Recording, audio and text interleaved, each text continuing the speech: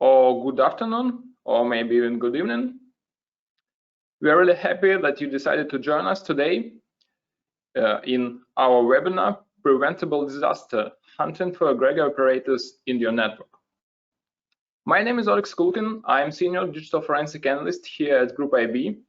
And today with my colleague, Semyon Rogachev, who is our Malware Analyst, we'll give you some tips and tricks on how to start some threat hunts in your network to attempt to detect Egregor ransomware operators on early stages of the cyber kill chain in your network.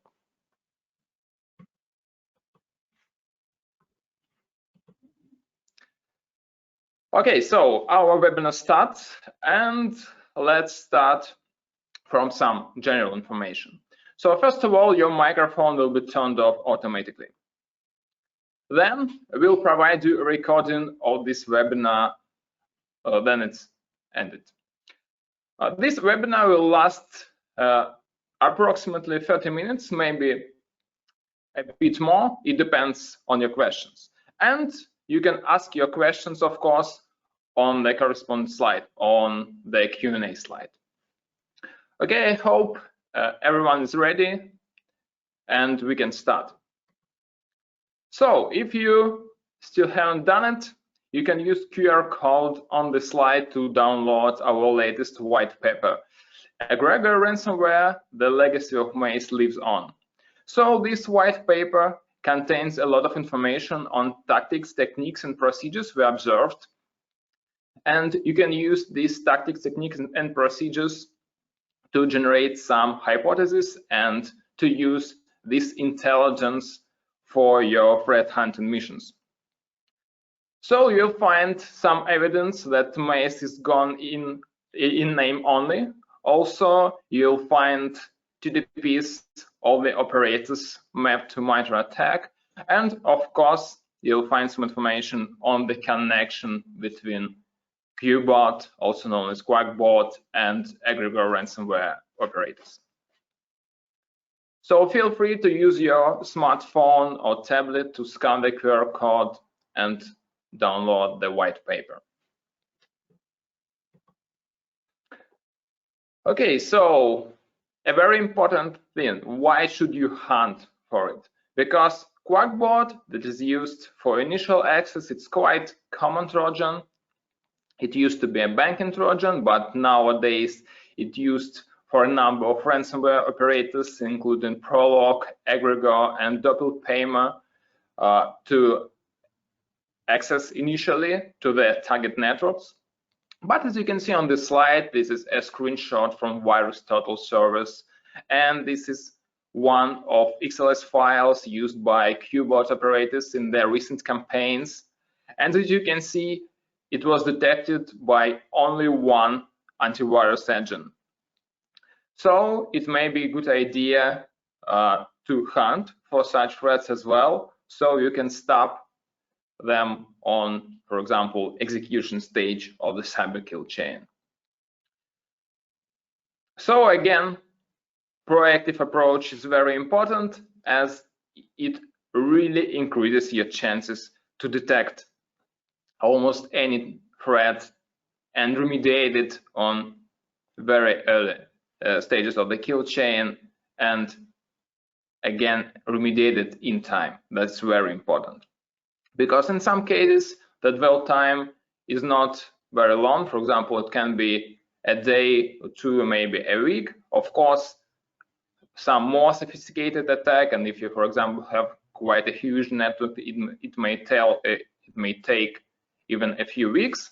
But again, the faster you can detect, the faster you can eliminate the threat and perform remediation. So let's start from the Qakbot, which was used quite often in Egregor ransomware campaigns. So as you can see on the slide, there is a screenshot of an email used in some of the campaigns.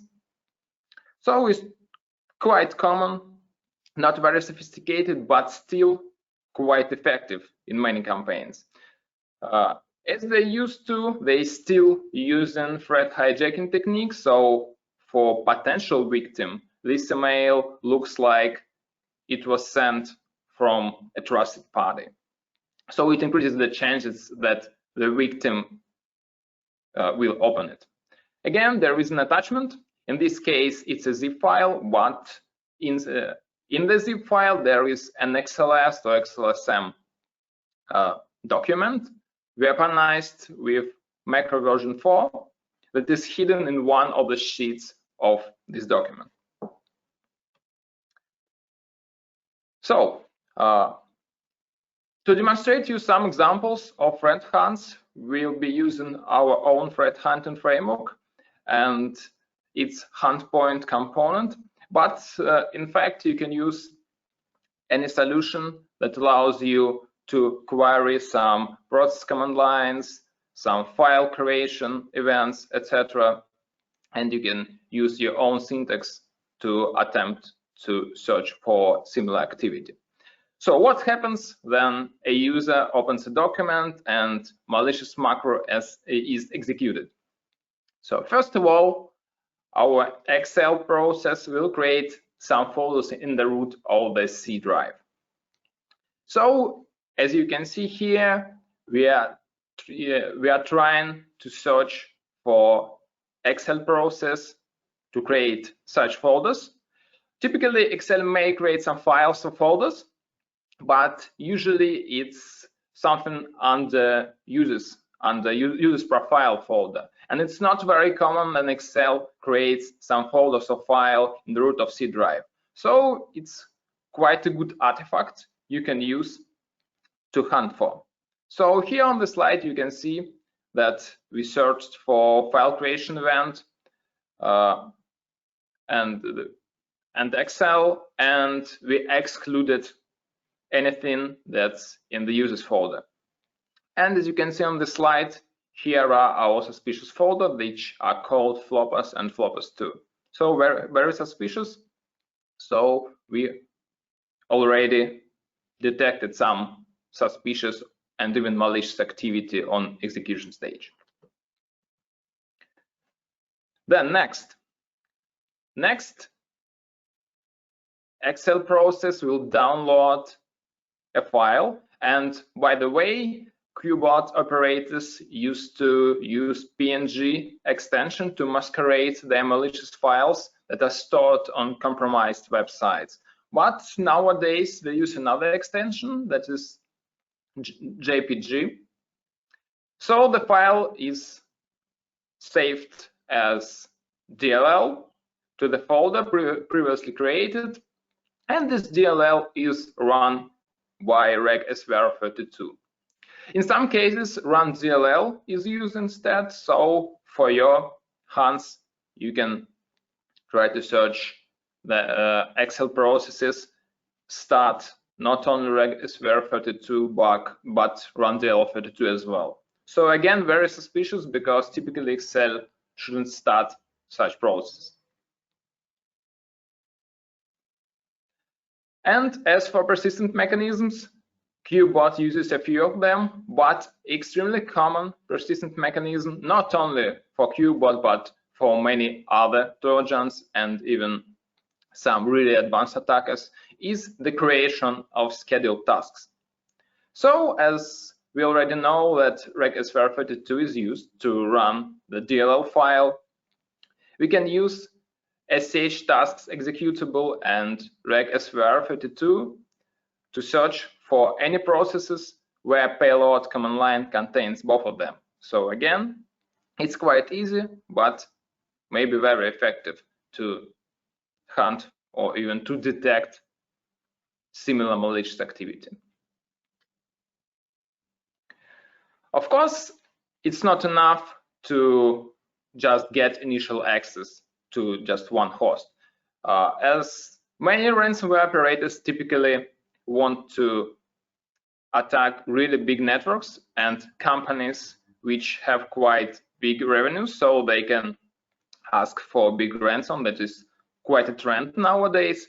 They need to collect some information about Active Directory, about the network, so they can understand should they use their resources, their pen testers, red teamers, and how many people they need to hire, or for example, to use from their team to perform follow-up activities. And of course, they need to understand where they are. A very common tool for Active Directory enumeration and Active Directory reconnaissance is @find.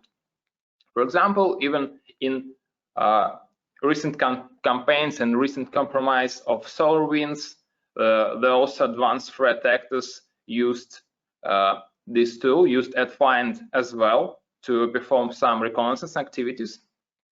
Of course, threat actors can rename the executable, and they can use, for example, 1xz or, for example, svc host xz instead of @find.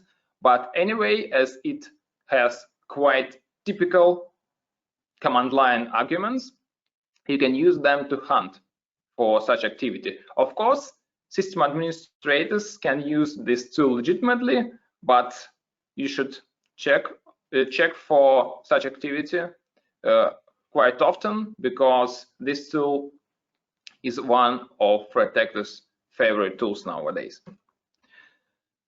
So, as I already said, this tool has quite typical command line arguments. So we can use f and object category to search for similar activity. And again, here we have @find.exe, but even if it was like 1xz or svc host exe, to run it, threat actors need some arguments. So we can use these arguments to detect or to hunt for such activity. Just like many other threat actors, Egregor ransomware operators prefer to use RDP to move laterally because it's really easy to use it. But unfortunately for them, in many networks, not every host has this capability enabled. So they used custom batch scripts to enable this capability on remote hosts where they want to connect via remote desktop protocol. On this slide, you can see the contents of the script, and again, you see some registry keys modified.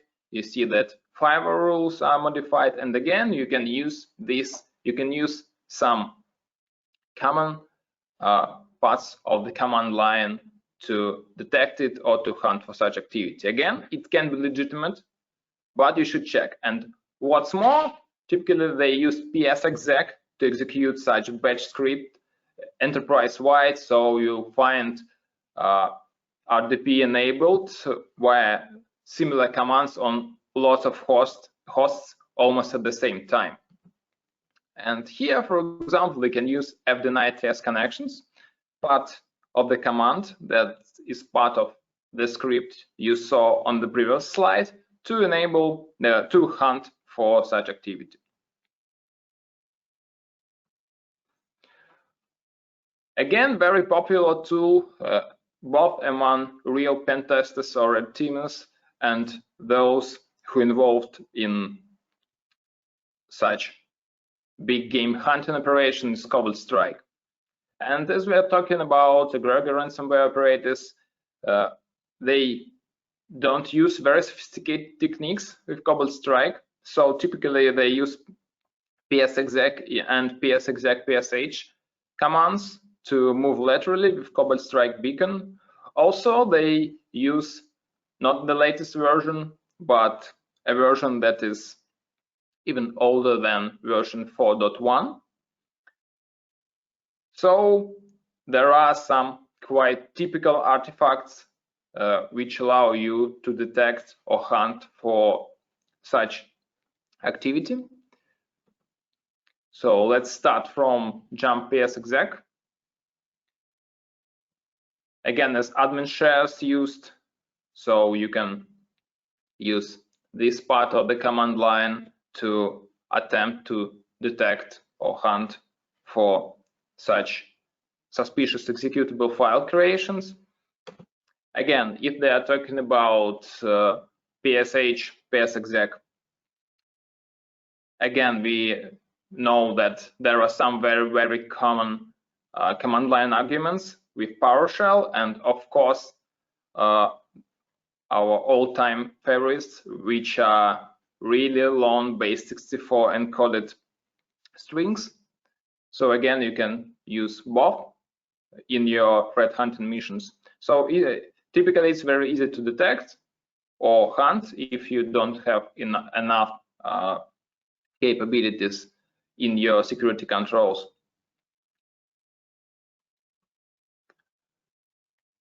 Just like many other threat actors, Egregor ransomware operators exfiltrate data.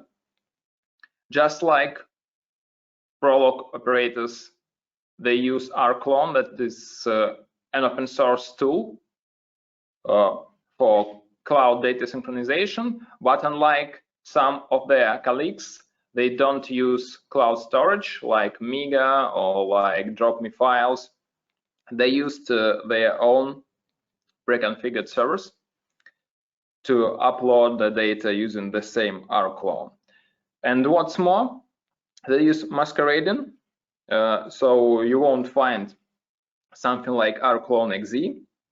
Instead, you'll find something like svchost.exe, and typically their staging folder is C Windows. So during our incident response engagements, we saw quite a lot of different tools and batch scripts which were dropped to C Windows, including rclone and its configuration file.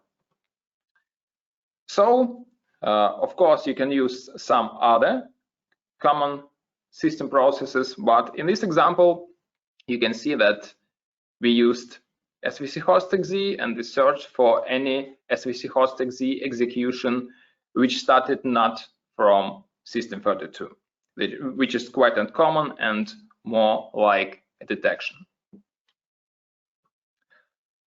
Finally, of course, it's not the best idea to hunt for ransomware deployment technique, but I focused on just one technique because typically we saw that this technique, background intelligent transfer service abuse, they typically fail to use it. So if you detect or if you hunt for such abuse and you find some evidence of Bits admin abuse, maybe they're still unable to deploy ransomware and they are finding another way to deploy it, and this is your last chance to stop the attackers.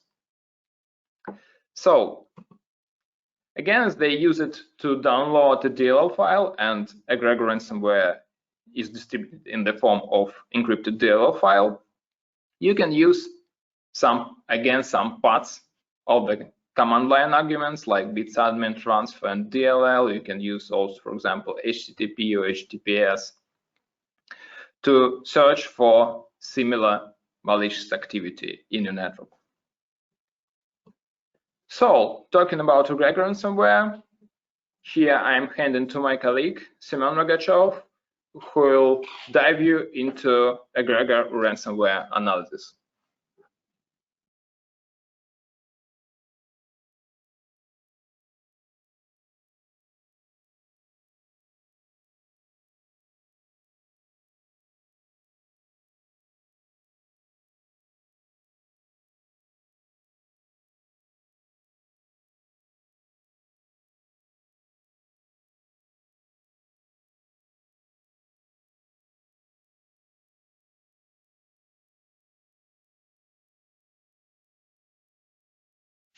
So hello everyone, it's Semyon Rogachev, and we are going to discuss the malware analysis of Egregor ransomware. So in normal situation, we would never analyze the packer so deeply, but this case is quite specific. The reason why this case is specific is the usage of quite uncommon encryption algorithm on the first stage of packing. So on the first stage of packing, the ChaCha8 encryption algorithm is used. This algorithm is one of the ChaCha-Salsa family algorithm, which is not commonly used because the most common used algorithm is ChaCha20. This algorithm works way faster than CHA-20, but it's not so widely spread.